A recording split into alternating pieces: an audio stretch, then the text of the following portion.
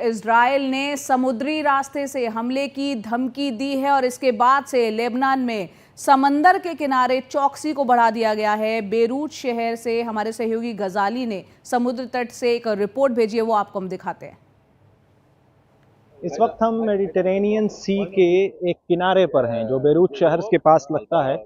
और यहाँ पर जब से इजराइल की सेना ने यह कहा है कि वो समुद्री रास्ते से भी बेरूत या लेबनान के इलाके में हमला कर सकती है या उस पर कब्जा करने पहुँच सकती है, तो यहाँ पर आप देखें जो समुद्र में जो जनरली आमतौर पर जो मछुआरे यहाँ पर अपनी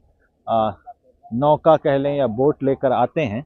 तो वो अब यहाँ पर बहुत कम हो गए हैं। शायद वो इसी बात से चिंतित भी हैं और इस बात की चिंता भी है, आशंका भी है कि शायद उनके मछली पकड़ने पर जो मछुआरे हैं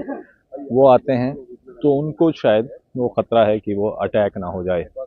तो इस वक्त हम एक जो यहाँ पर लोकल मछुआरे हैं उनके साथ उनकी बोट पर जाकर सवार होंगे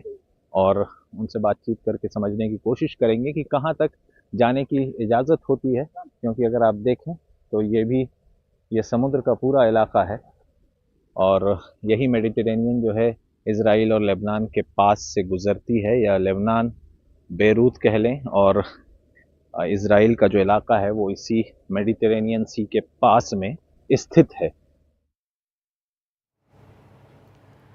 और आपको बता दें, बेरूत शहर के पास समंदर में नाव की सवारी, बोट की सवारी करते हुए हमारे सहयोगी मोहम्मद गजाली ने एक रिपोर्ट भेजी है जिसमें उन्होंने बताया है कि किस तरह इजराइल की धमकी के बाद समंदर में एक सन्नाटा पसरा है। इक्के दुक्के मछुआरे ही समंदर में नजर आ रहे हैं। आइए देखते हैं मोहम्मद गजाली की इस रिपोर्ट को। हम मेडिटेरेनियन सी में हैं और आपको दिखाते चलूं कि हम इस वक्त एक बोट में हैं जिसमें जनरली यहाँ के मछुआरे जो हैं बेरूत शहर के लगते हुए इस किनारे पर बोट से आते हैं मछली पकड़ने के लिए। लेकिन जब से इजरायली सेना ने ये वार्निंग दी है कि जितने भी नदी समुद्र के रास्ते हैं उससे लेबनान के नागरिक दूर रहें, तो उसका असर जो है बेरूत में भी देखने को मिल रहा है। हालांकि इजरायली सेना की तरफ से जो हमला शुरू हुआ है वो दक्षिणी इलाके से शुरू हुआ है जिसमें रिहायशी इलाके हैं, और उधर ही नदी भी आती है, अलावी नदी है जिसके तरफ से लोगों को हटने को कहा गया है। लेकिन उससे कई मील दूर हम बेरूत शहर के बीचों बीच हैं। और अभी हम जब मेडिटेरेनियन के इस सागर का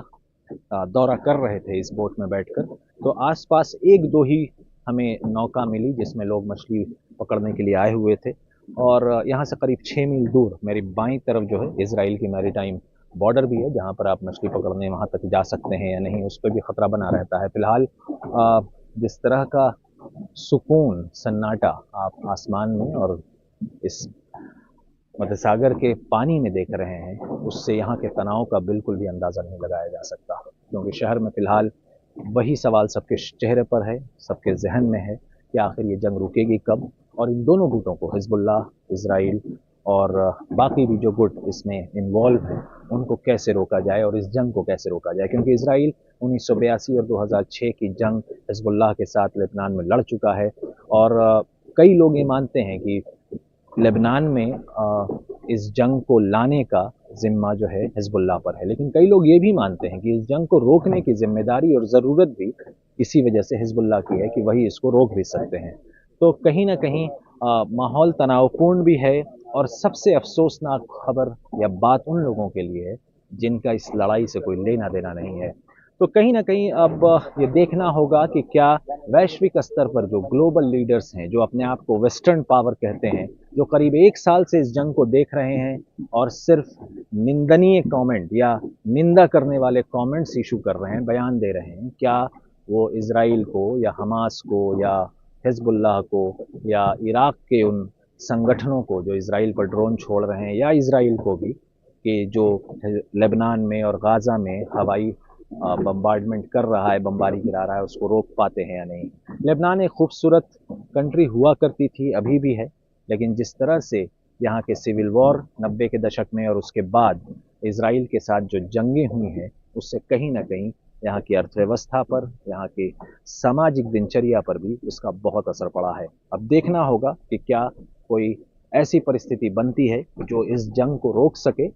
और शहर में भी इसी तरह की खामोशी और सुकून आ सके जो हम यहाँ के मेडिटेरेनियन सी में देख रहे हैं। मेडिटेरेनियन सी से मोहम्मद गजाली, NDTV इंडिया।